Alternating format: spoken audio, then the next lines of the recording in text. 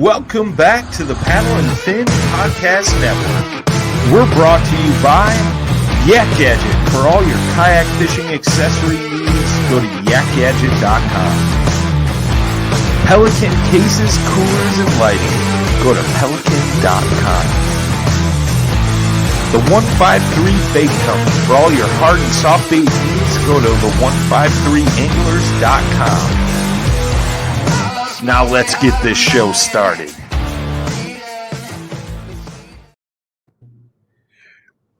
What's up, everybody?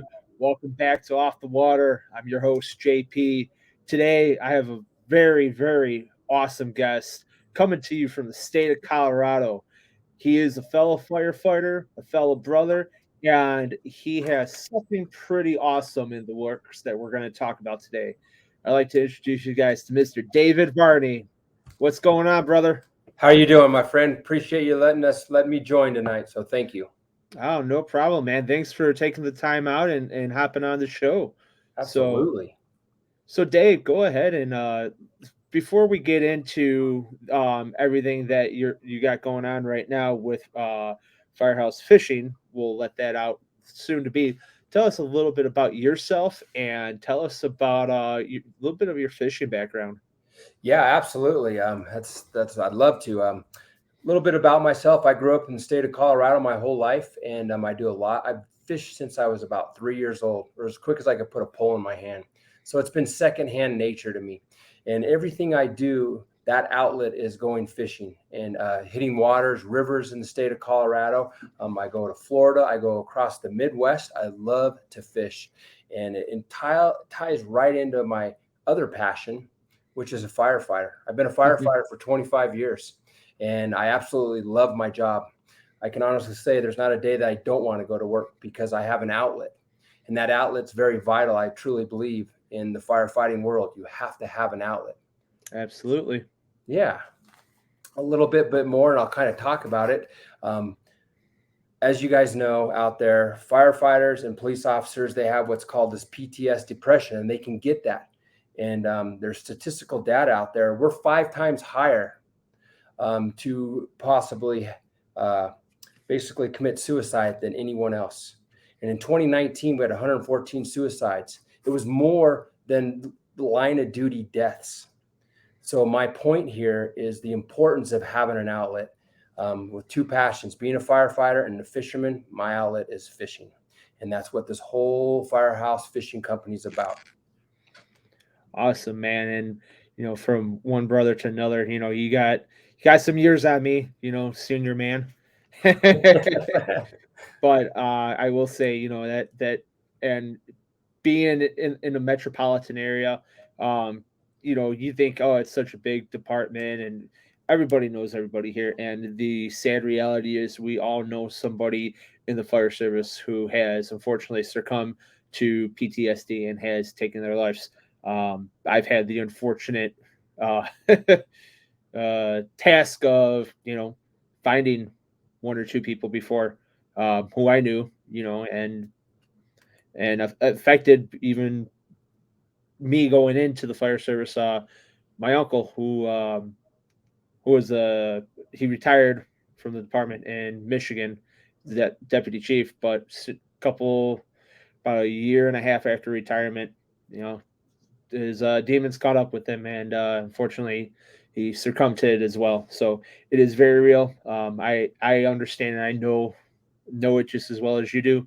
And to the biggest thing, and for those who are listening who are not in the fire service and who are hearing this for the first time, one of the big things. And Dave, I'm sorry, I'm stealing your thunder for a second here. I think it's very important. Keep going. Yeah, one of the biggest things that, and I would say, especially culturally, we're trying to change is that PTSD was a stigma. It was a stigma, an unwanted stigma that you just dealt with it. Now, you've been a fireman for 25 years. I've been a fireman for 12.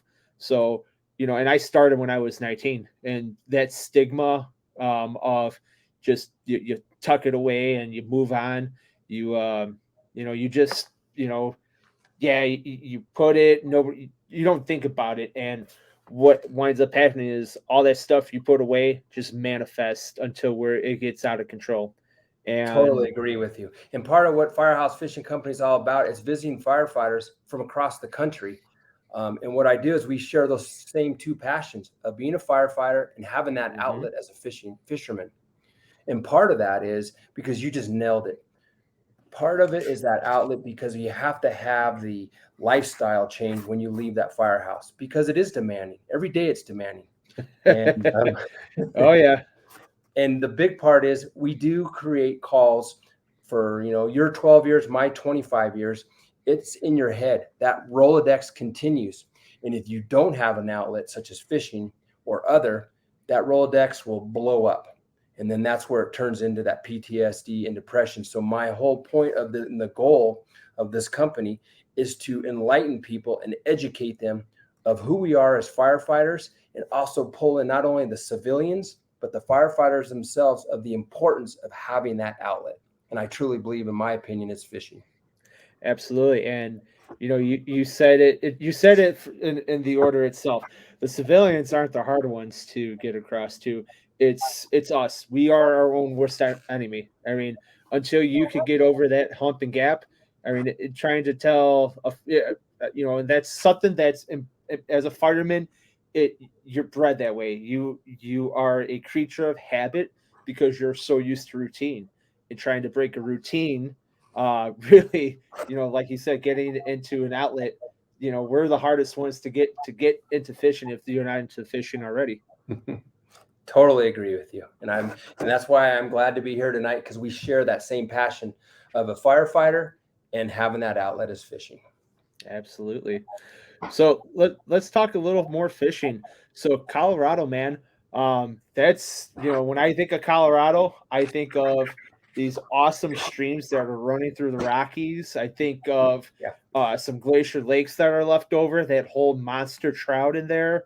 But the one thing I don't really think of too much is bass. But unlike my last episode, I was proven wrong because Nebraska is a pretty good fishery that I found out. So enlighten me about Colorado, man. Let's talk fishing there. Let's do it.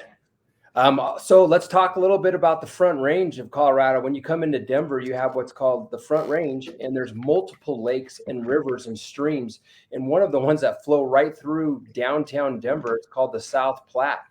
And of that South Platte, there's 37 miles of what we call gold waters. Now, every gold waters, you probably know, you'll have at least 60 pounds of trout per acre, and at least the size would be between 12 and 14 inches or bigger in that gold water. But at the same Really? time, you can fly fish and you can spoon for the largemouth and smallmouth in some of these streams on the Front Range. And it also Okay. ties in to some of the small lakes and big lakes that we have, not like Michigan, but there's some different size lakes out there that do hold large amounts of walleye, largemouth, and smallmouth bass as well. And then that's just the Front Range. Then you jump up into the mountains. We have roughly 9,000 miles of Colorado River, from the Animas River to the Colorado to the Gunnison, which have about 322 miles of gold water rivers as well, that host some of the largest fish such as yellow cutthroat, browns, golden trout, Rio ground trout that you have the opportunity to fish for. It's pretty cool. Now I just recently got into fly fishing, so I be honest with you, I haven't caught anything yet on the fly, just because I've been working on my casting before anything else. I'm not really worried about catching yet. I just want to make sure I get my technique down. Get that But double haul in right in there. yeah, absolutely. Um, and I will say, from practicing and being bored at the firehouse too, we had a hula hoop, so I was practicing casting to the hula hoop from about 30 yards away, and or not 30, sorry, 30 feet away, making Yep. making that hit there. So, but that sounds exciting, man. And that what really inspired me was a trip out west to Yellowstone, and I saw how crystal clear that water was and guys fishing for cutthroat in Yellowstone. I was like, man, I'd like to get back out one day. And the way you start describing these golden rivers, and Yeah, soon. It's quite epic. Yeah, and some of Yeah. these, and even if you're not fly fishing, that's okay because we're not all professional fly fishers, including myself. I'll raise the hand right there. However, is we can also use spinners and normal rods to get into these rivers, and you can get hooked up with some monsters. And even if they're not monsters every time, these fish fight like nobody's business because of the weather patterns that they have. I mean, you go from warm water to cold water. These things are tough fish. The rivers drop sometimes, so they have to fight for obviously to succeed in these rivers because sometimes they're flowing at a large amount of CFM in the springtime. So it's pretty amazing. Now, when you talk about the changes and stuff like that, is are all these rivers, are they regulated at all, or are they all just naturally flowing from the tops of the mountains down? I would say both. They're regulated in some areas, such as the Colorado River, because that pushes into Arizona, then it ends up into California, and then obviously Yep. out to the ocean. But they're also controlled. But a lot of them, all the water that's coming down the mountain is in the springtime when the snow melts. And Okay. that increases the amount of water and the GPMs that's flowing into these areas. Okay. And then most of these trout, and because it's different here, but most these trout are all native to the area, right? There's Correct. no stocking program or anything. They're naturally spawning and They are reproducing. naturally spawning. That is correct. Okay, yeah. See, like for us, unless it's in Lake Michigan and some of the tributaries, which there's not many, they had to do stocking programs. So they go to the hatchery and then they come to select locations where you can harvest afterwards. But Sure. we don't get the all natural like you would out west. Absolutely. And you're right on that. But I still think the Colorado Division of Wildlife, they do an exceptional job of making sure that some of these rivers will add, not introduce the same species in some of the rivers based on certain criteria. For example, we've had significant wildfires here. So Okay. those wildfires affect the rivers, obviously, from the soot that comes down from the fires afterwards and whatever else ties into that water, and they'll kill off some of the fish. And so they will replenish those rivers, but obviously it's with the natural species that was meant to be in these rivers in the first place. Okay. Yeah. Cool. Well, that's good. That's good on their part because, sometimes I was just talking today where I was fishing, the guy who used to stock the lake that I was at, and changing the hands, and people have different ideas and intentions. The lake unfortunately they missed stocking last year, so they're still trying to get it this year, but it's not looking like it's going to happen, and that's kind of that's a shame because it's a good fishery, but if you don't keep up Absolutely. with it, then it's going to wind up being it's going to not be well because and let's admit it, not everybody's honest. People don't keep within limits. People keep not within the size range, so Right. they're taking everything that bites goes home, whether you can harvest it or not. So What's crazy is you could be in the Colorado mountains fishing for these beautiful golden trout or browns or rainbow trout, even the big trout, the lake trout, and some of these deep waters that we have up there that get huge, the Mackinac. But then you could bump back to eastern Colorado where you're fishing for some of the warmer species, the bass, the stripers, and some of those. So we have a kind of a fluctuation of all different types of species in Colorado just based on the time of year that you fish. And then in the winter, you're ice fishing. So you got a lot of options. now, obviously, the colder weather fish such as walleye. I'm sure there's northern pike. You've mentioned lake trout in the deeper waters. Correct. How how long is your guys' ice season out there? It just depends. Colorado basically hit their warmest September they've had in like 50 years. So ice season depends, but so you got to break it down again. If you're in the Metro Denver area, you might hit an ice season, mid to late December, and then push that into February. It's a very small window. Okay. If you're talking the mountains where the big mac live and other species and large sized trout, that once those lakes freeze over that 2 inch or greater, typically around the end of November, 1st of December, right into the end of February. So we do have a small window of ice season. Okay. Yeah, it's kind of like us, man. we were actually just talking. Our ice season didn't start to almost mid-January, and it only lasted to maybe about a month to maybe the third week of February, if that. But it wasn't. I mean, there's times where it just wasn't all solid ice throughout. You'd have pockets, and then you'd have open water in some places too. Yep. So definitely, it's changing because I remember as a kid, ice season here would start late November and go all the way to the first week of March. So those windows are slowly going down more and more. Totally agree with you. It'll be interesting to see when we do truly get ice based on a very, very hot summer and now even a hot fall. So yeah, Yeah. quite interesting. Cool. And then for bass, so you said it's on the eastern half. So yeah, so you can start with the frontier range. If you flew into Denver, there's multiple lakes from Pueblo State Park to Chatfield Reservoir to some of the local area lakes here. We do have bass in them. Smallmouth and largemouth, you said? Yep, exactly. Cool. Do you guys, how big is, if you know offhand, what's your guys' state records? Gosh, I wish I could hit on the size of the bass, but I don't want to speak to that and be incorrect on it. I got you. It's not as big as where you are. Are you guys, what's an average bass size that you're catching out there? 2 pounds. Average, huh? 1.5 to 2 pounds. I'll leave it at that. I won't go any higher than that. Yeah. Sometimes smaller. Just depends. Yeah, absolutely. You know what's also big here is the wipers. Have you ever caught a wiper? Yes. They get big. Well, and those are not, I mean, because they're not, I mean, technically, if they're put there for a reason, kind of like how salmon are in Lake Michigan, Exactly. They're there for a reason, but they're not really native. And obviously, a striper and a white bass, had come together at some point in time, and there's your wipers. So a lot of people fish those wipers on the eastern area of Colorado, what we call the plains. And, they're catching 10, 12, 13, 14-pound wipers. They get pretty big. Yeah. For us, that's big.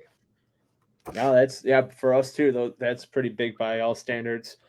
We have some cooling lakes that they got introduced to over here to help with algae and stuff like that. Sure. And I mean, there's wipers that come out are just massive. Yep, and they've been feeding a lot off on the shad, in the spring, and then they're still feeding right now. Some of them, I heard some of the guys were starting to catch them just because of the temperature has been changed a little bit in the water, so it's created a little bit of movement for them. It's not been static. Doesn't take much. No, it doesn't. What are you fishing out of? Are you fishing out of boat, shore, kayak? I do a little bit of both, kayak, shore, and walking the rivers in the state of Colorado. Okay. If I'm heading towards your way or into Florida, I do a lot of fishing in Florida too. Then we do we have a paddleboard. I like the paddleboard. Yeah, buddy. 2 paddleboards. They're about 12 feet long with a small little electric motor on there. They work great in getting into tight areas. Cool. Are you when you're in Florida, are you fishing on the Gulf or the Atlantic or the cold side? Yeah, so not on the west side. We're fishing in the Gulf side, down by the Venice area.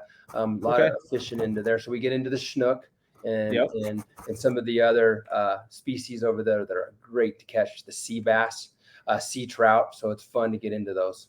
Yep. I actually a couple of years ago, we were just talking about this trip. We went out St. Pete Beach, Madera Beach, Johns Pass. Beach, yep. And it was Salty Dog Charters was the charter. Brandon Vaughn was the captain. Great guy. Still talk to him once in a while.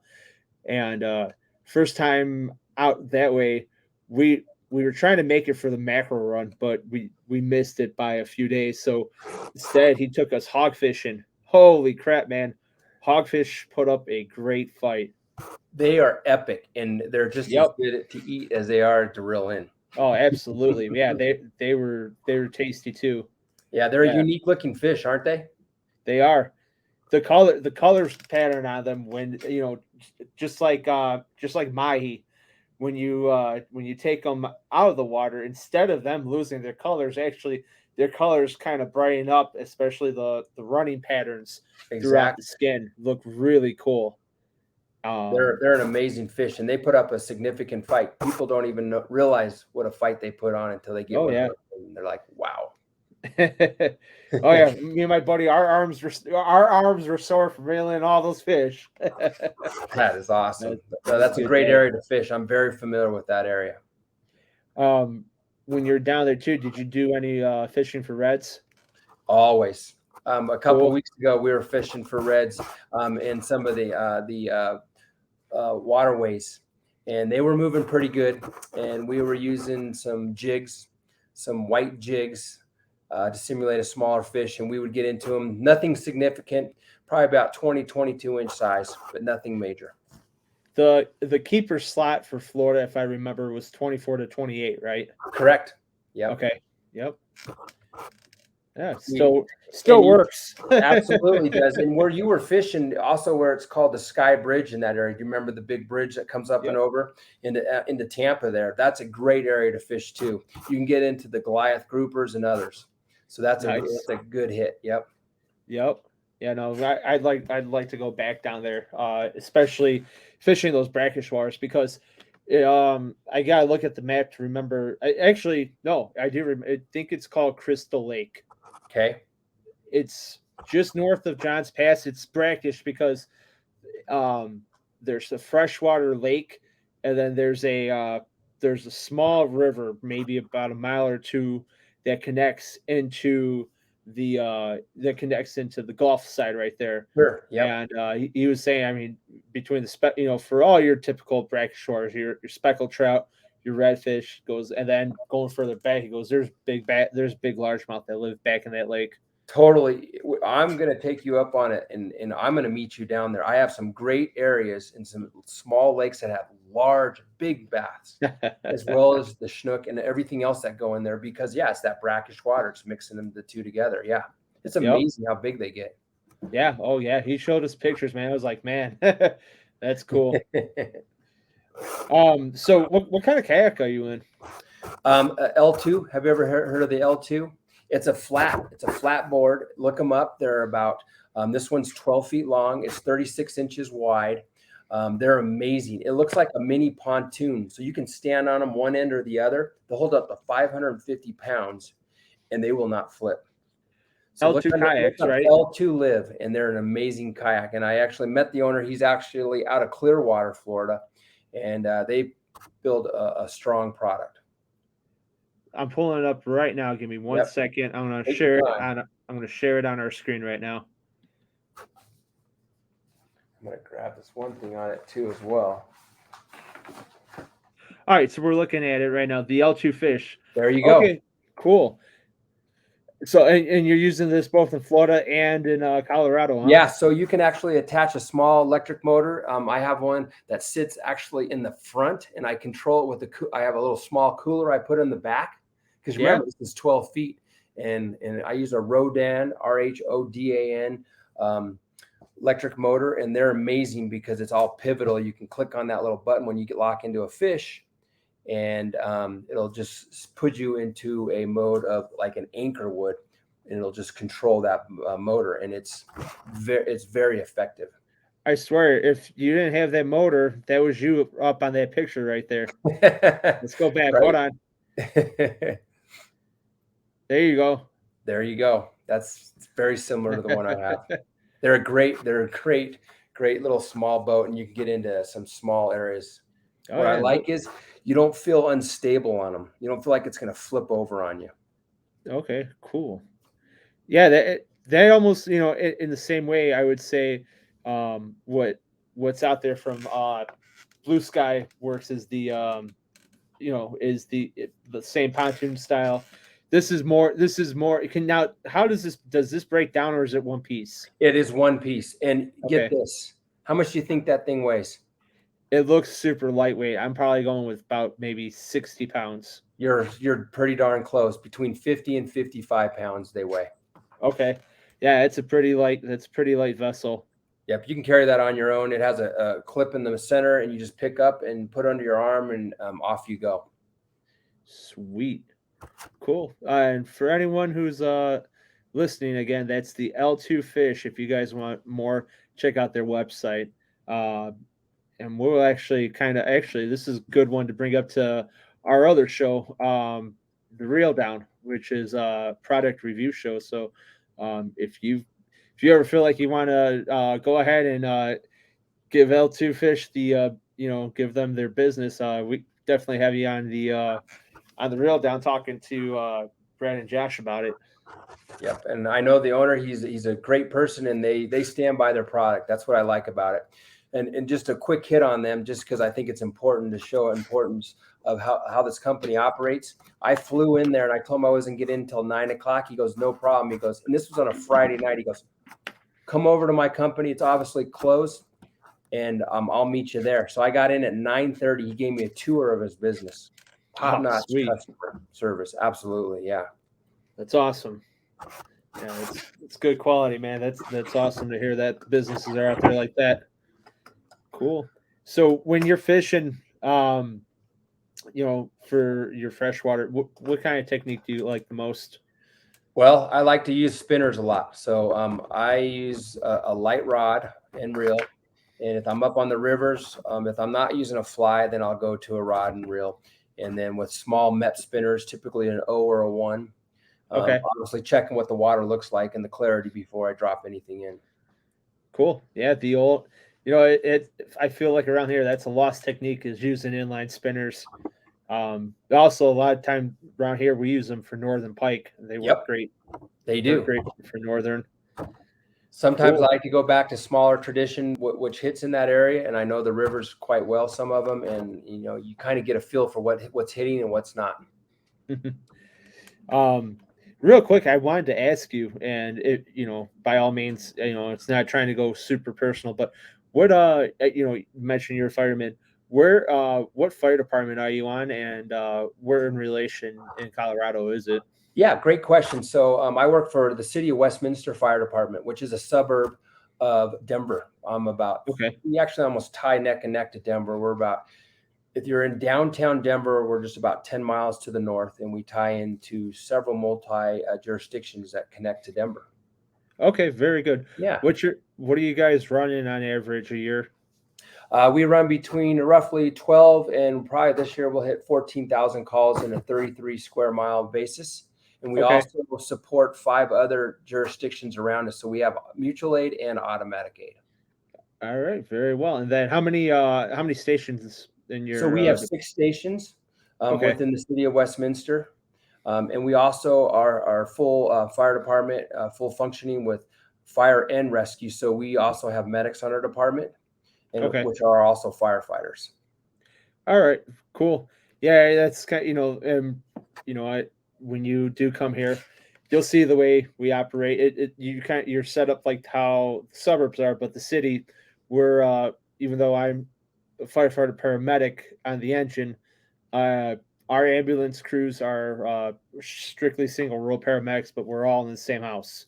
That's awesome. That's the way we function, just the same way. Yep. So yeah, it's we have the busiest ambulance in the nation at our firehouse. So they average on an average. You're coming on a Friday. They're probably going to do anywhere between 30 and 35 runs for the day. Wow, that's amazing. So that's from the call, obviously the transport, and then back to the station. So they basically aren't at the station. They're not there. No, it's a rarity if like you see them. If you see them for more than an hour, it's a slow day. Wow. They are very busy. Yep. Oh yeah. Cool. Well, that and the one other thing I wanted to bring up too, I know actually I'd like to bring it up later on, but I want to bring it up now just because we're on the subject of firefighting. Do you guys do anything with Colorado Springs in the memorial? Absolutely, we do. We always participate in that. We'll send apparatus down there. We support in any way we can from the union side as well as from the city side. Absolutely. I've been down there multiple times, and for the audience, if you've never been there, it's a great place. It's Colorado Springs. It's about an hour and a half from Denver Airport, which is DIA. They actually have their own airport in the Springs, and it's an amazing place to go. Each year they have it in September typically, and it's beautiful that time in Colorado Springs, and the whole memorial for firefighters is set up there, and they put on an incredible celebration of life to firefighters down there. So it's quite a place you have to go at least once. Yeah. I've always Firefighters said, from across the world, I mean, literally across the world come there, from Canada, obviously the United States. We've had them everywhere that come down there. It's pretty amazing. cool. Well, and that's the next segue, man. So you got everybody coming to Colorado. Let's talk about what to do out here. Oh my gosh, there's amazing things to do there. So we talked about fishing from the state parks and the Front Range up to the mountains. If you come to Colorado, and I can break it down a little bit, for family life, they have what's called Grand Lake, Colorado. It's a beautiful area with multiple lakes, and it ties into Estes Park on the backside of the area, where there's elk and moose, and it's quite an epic spot to go. If you want to come in the winter to do fishing, they have some great lakes up there. Also, you can bump over to Breckenridge, which is an amazing ski resort. We're known obviously for skiing and snowmobiling. Actually, Grand Lake is the snowmobile capital of the country, I believe. Still, they have some amazing places to snowmobile, and then that ties right into Vail, Colorado, too, for skiing and fishing. Cool. Yeah. There's a hidden gem that everyone talks about. I've never been. I've seen pictures. How far is Telluride from? That's on the other side, right? I was just going to go there with you. So you have Telluride, Durango, and Telluride, Silverthorne, the whole southwest Colorado. It is beautiful. There's 14ers there, mountain peaks that you have to drive over to get there, and there's beautiful lakes and streams up in Telluride, Colorado. It's a great place to visit. Bring your wallet, though. The closest I've been was I was in Moab a couple of years ago, and so Grand Junction was like the closest Colorado marker to us. But it's crazy because I have the picture, and where we were at, we did a mountain biking excursion. So we did 4 days of mountain biking from, if you're familiar with Canyonland National Park. No, right where it's at. All right, so where the Needles are. Yep. At the south end of the park, along all the Black Diamond Trail that's on the outside of the park. We did 3 nights of primitive camping along it, but there's a point. It's called Chicken Foot Crossing, is what it's called. And once you go past the sign, it's about another, say about 500 foot ascend to the peak. But where it's a flat, and then it just all rolls. Well, where you're standing on that flat, you could see you are truly in the foothills of the Rocky, because, and the way this picture was, it was pretty awesome. You had the moon on one side of the mountain, the sun right over it, and then just the foothill of where we were at. And to, that's hundreds of miles away, but yet it looks like it's right there, because there's and the reason is, in my opinion, is there's no city lights right there, so it just enhances the color there with the moon and the sun. Absolutely. You're close to the Mesa Verde right there in Grand Junction, which is another epic spot for fishing and hanging out. No, it was not, but because we went back into Moab. So we still kept going north. We still kept trekking north. And they have amazing peach orchards there in Grand Junction, and then they tie it from peach orchards right to distilleries. So they have tons of distilleries and breweries. Colorado has tons of those. There's tons of them. We're gonna tap into that. Yeah, absolutely. And they have the breweries in Colorado. You have Coors, and then you have the Budweiser as well. They have just unique different places that you can come, and there's tons of breweries within the state. So let's start here from where you're at, or throughout the state. Give me 3 restaurants that you'd recommend people had to check out, hands down. Hands down, Buckhorn Exchange. It's in downtown Denver. It's been there for about 60 years. They have more fish and wildlife on the wall, and you can get anything you want there. Anything. anything, any type of wildlife, from rattlesnake right down to gazelle. Oh Yeah. man, all right. The next one I would say is Bojo's Pizza Place. For if you like pizza, and I'm talking Colorado, this isn't Chicago, but Okay, Colorado, okay. Idaho Springs. You're in the mountains. There's breweries all wrapped around you. You're sitting outside and you're looking at these mountains that go vertical wrapped around you. It's a great place to go. Cool. The last one I would have to say is probably the Fort.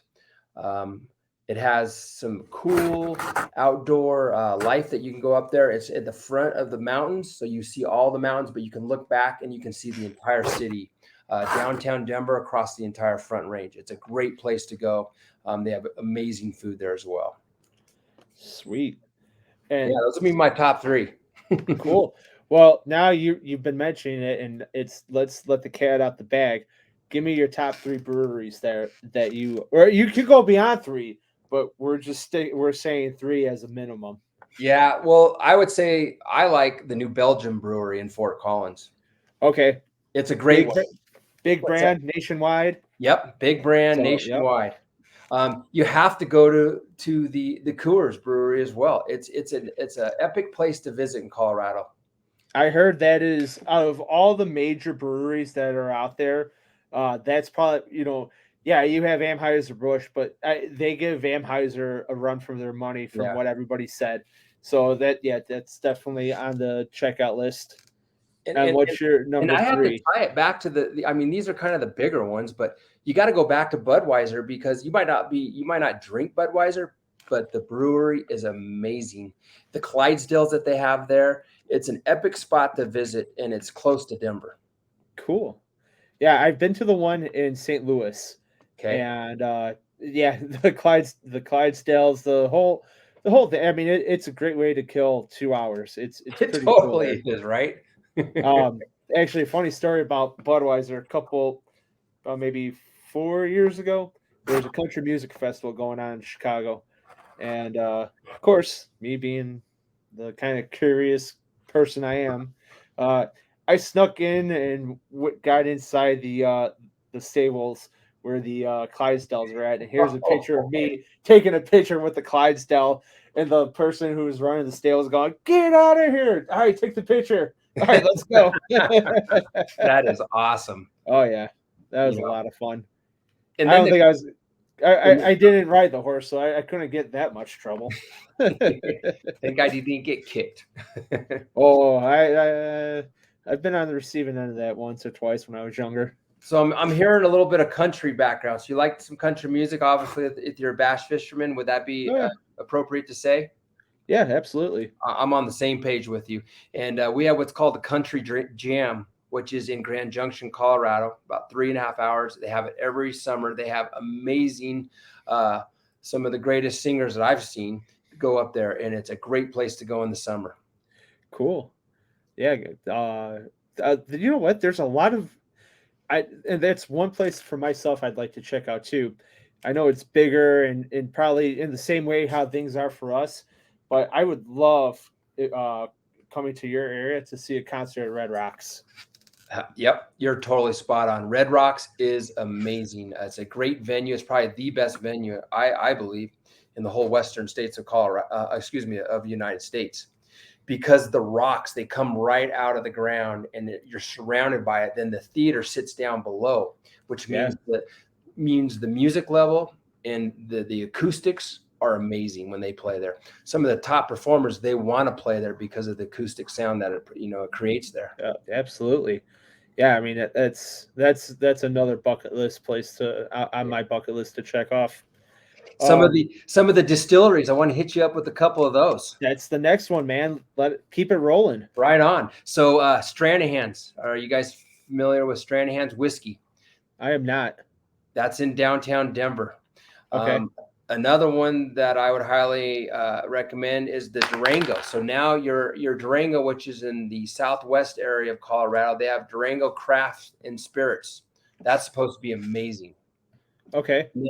And then the third one I'll hit you with is Breckenridge Brewery, and they also have Breckenridge Distillery. That's a great one. Yeah, I mean, I've had Breckenridge. I do enjoy the beers that we get over here. But their distillery though, if they can make a fine whiskey, by all means, send it Right. my way. That's right. They make a vodka too with it. They tie it with it. There's this Okay. one other called, you'd have to look it up, but it's called 10th Mountain Whiskey. It's another one in Colorado. I've never had it, but I've heard it's pretty darn good. There's another one. It's becoming a bigger brand now, but I want to say they're either based out of Colorado or Montana. Tin Cup. I've heard of Tin Cup, and I think it I've is had out of Colorado. I've had it, and it's actually it after the first shot it has a bite. Don't get me wrong. You're gonna if you're not expecting it, but after that it's pretty smooth. Yeah, Smooth drinking I have to afterwards. agree with you. And it actually comes with that tin on the top of the bottle, Yep, I believe, right? it sure does. Yep, I know what you're speaking to, and I'm pretty sure that's out of Colorado. Yep, that was a good one that I had there. Um, so do you guys now? Is there? I mean, when you talk about spirits, do you guys have any vineyards on either side of the mountains? Because like Napa Valley goes further down, but I don't know what you guys would have. You know what? We do, and it's an amazing one. If you ever come out to Colorado, you want to go to Grand Junction again. They have Okay. amazing wine vineyards there, and you can do those 2 and 3 day visits where Yeah. you can sample all the different types of wines, and the vineyards are beautiful there. And it's tied to the peach area as well. We have tons of peaches up there. So every August, people will go into Grand Junction just to get their peaches. Obviously, they sell them to the Front Range, but they have some amazing vineyards on that we call the Western Slope, which is right outside of Grand Junction. It's called Fruta, is exactly where it's at. I think my wife, if she hears this episode, I think we're gonna start booking our summer. I think she's gonna start booking our next summer trip. When you do, I want you to hook up with me, and I will make sure we hook you up with the right people. I have family that live up in that area, and I'll make sure you visit the right places the first time. Absolutely. Yeah, for sure. She as long as she's a wino, so wherever she can find wine, she'll go for it too. That's a So great place to go. cool, man. So we're talking about all these small little towns, and it seems like most of these towns, aside from the breweries and the distilleries, kind of have their own little unique features to them.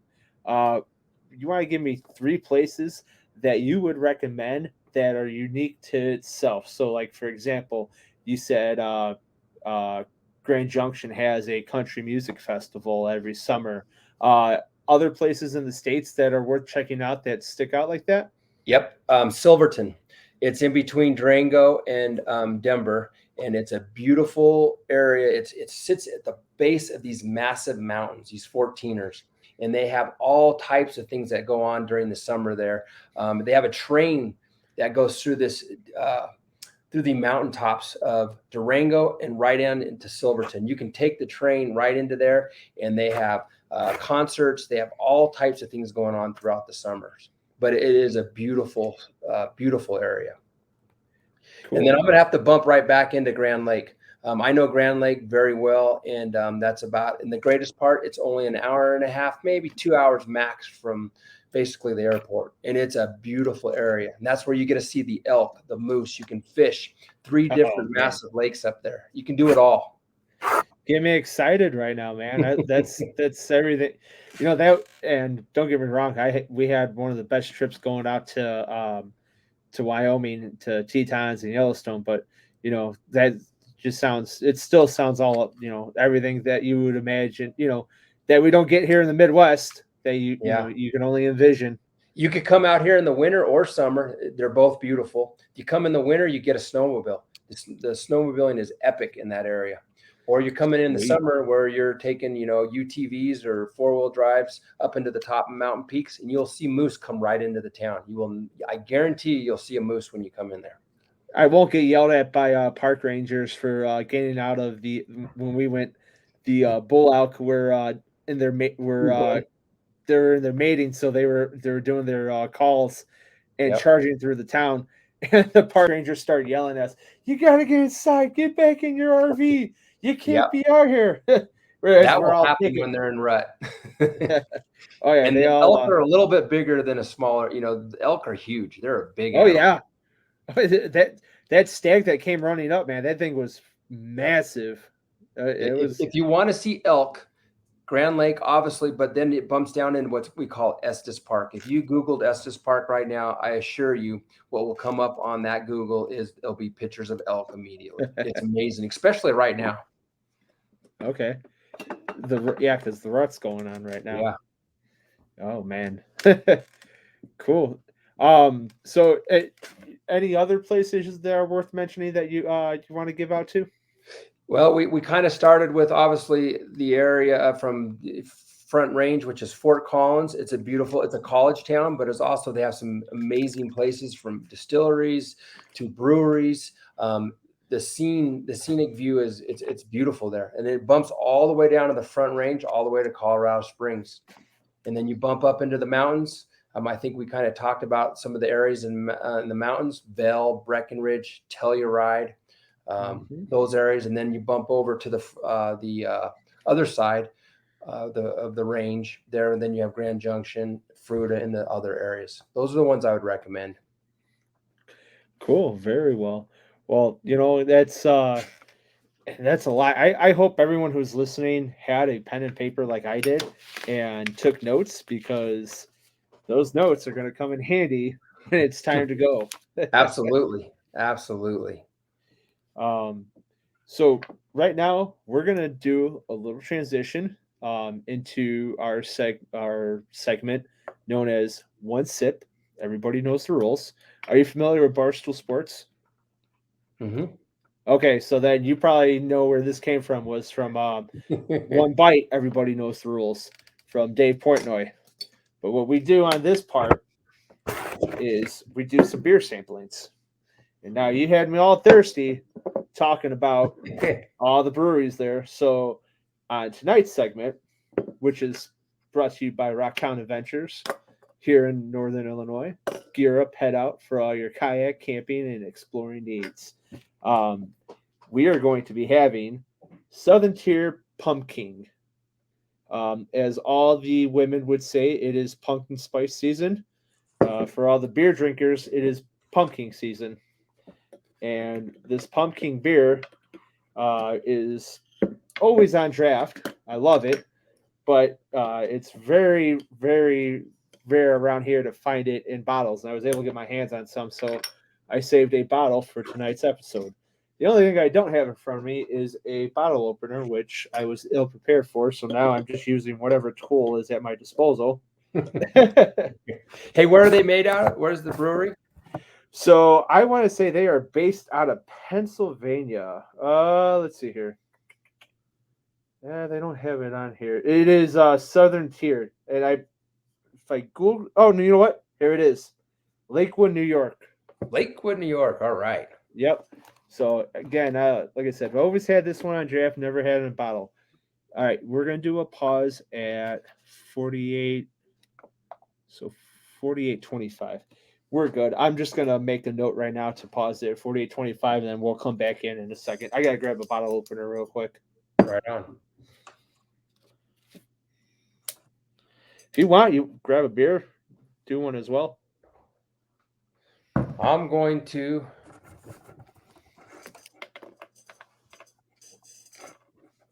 I'll be right back, Dave. All right. Sounds good, buddy.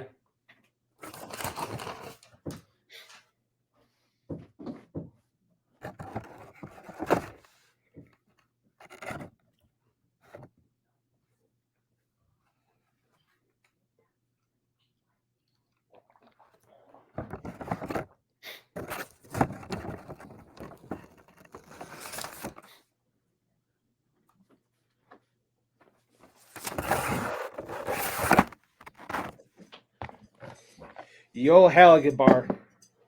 There you go. The old school Halligan bar. Does Yep. it look like this one? It's same one. Cheers. Cheers. Where'd you get yours from? I got it as a gift one time, and it's been a while. And it was a buddy of mine from the East Coast. It's not from the Getting Salty podcast, is it? No, no. Listen to those guys. I lost you. There you go. You're back. I was gonna say, do you listen to the Getting Salty podcast? No, I have not, unfortunately. Oh, it's a good one to check out. All right, I'm checking it out. I'm writing it down right now. Cool. All right, I'm gonna give us about 15 seconds, and then we're gonna jump back in. Okay, how about it? 10 seconds.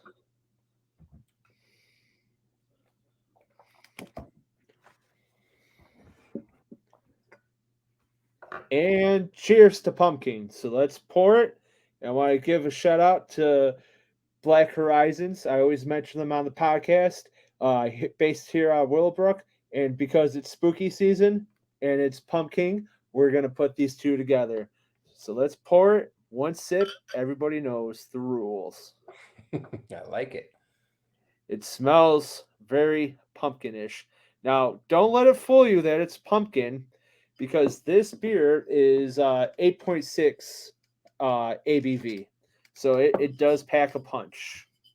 All right, here we go. Cheers. Cheers.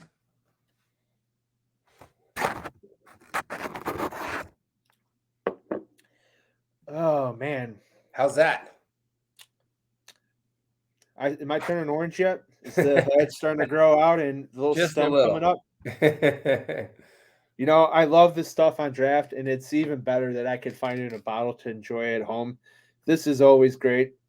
It's very so first on the front end, it's very refreshing. It kind of has some darker notes to it. This is more of truly an ale. If you were to think like a red ale on steroids, this is what it would be. But on the back end, you could taste the malt. And you could also taste there's almost like a nutty taste to it, but it's not overpowering. But yet you could taste the like if you're eating a piece of pumpkin pie. It's very good. Perfect. That's good to hear. Out of 5 stars, 5 out of 5. You know, it's hard for me to give a beer 5, but this beer is hands down. There's no other pumpkin beer that could trump the pumpkin beer. So right on. There's your segment of one sip. Hope you guys enjoy and go out there and find pumpkin because this is great. So on that note of greatness, Dave, I want to say thank you again. But I want to give you the floor. I want to give you the floor to give thanks to anybody that's close to you, sponsors, anybody out there who you want to. Yeah, first of all, I want to thank you for having me on your show tonight. It's a great opportunity, and I feel honored to be here. I've enjoyed it. Good. And Firehouse Fishing Company, it will be coming live on December 1st of this year, and we'll be showing our shows. And I look forward into an amazing year and beyond. And I want to reach out and thank all my supporters, especially through Firehouse Fishing Company and through a couple of good friends of mine. And we're going to move forward. So thank you, and I look forward to seeing you soon. Very good, Dave. Well, thank you again for coming on to the podcast.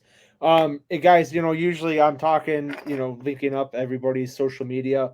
So Dave has his stuff in the works. There's nothing out yet, but when it does come out, I will definitely you either check out Paddle and Fins page, check out my personal pages, check out 4-Star Fishing. You guys will see the links to Firehouse Fishing. So it's a great, and again, thank you for taking the time and effort to put this together and to get the message out there to everybody about, the side that nobody wants to talk about and the side that people always think that, we don't ever see, which absolutely it's so important. And my shows come out, you're going to see that side. And I'm hopefully we can reach out to firefighters, our own people, as well as the public, so they truly understand what we do and how we do it and how we escape with one of my favorite things and passion is fishing.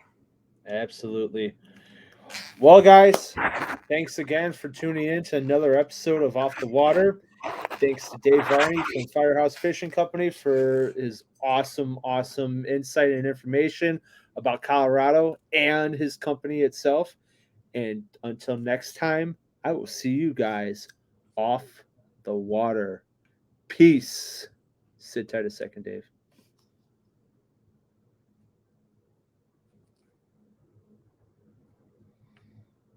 Thanks for tuning in to another killer episode on Paddle and Fin. Don't forget to go check out our website at paddle_and fin.com. Don't forget to check out the YouTube channel at Paddle and Fin. If you got a question, comment, want to hear from a future guest on a future episode, feel free to email us at paddle_and fin@gmail.com. Don't forget to follow us on social media at Paddle and Fin on Facebook and Instagram. Shout out to our show supporters, Angler. The Angler button and app just makes for a better time on the water and creates a virtual logbook for every fishing outing out on the water. Shout out to Rocktown Adventures, located in northern Illinois, for all your kayaking, camping, and hiking needs. Shout out to Jigmasters Jigs. When in doubt, get the jig out. Go to jigmasters.com.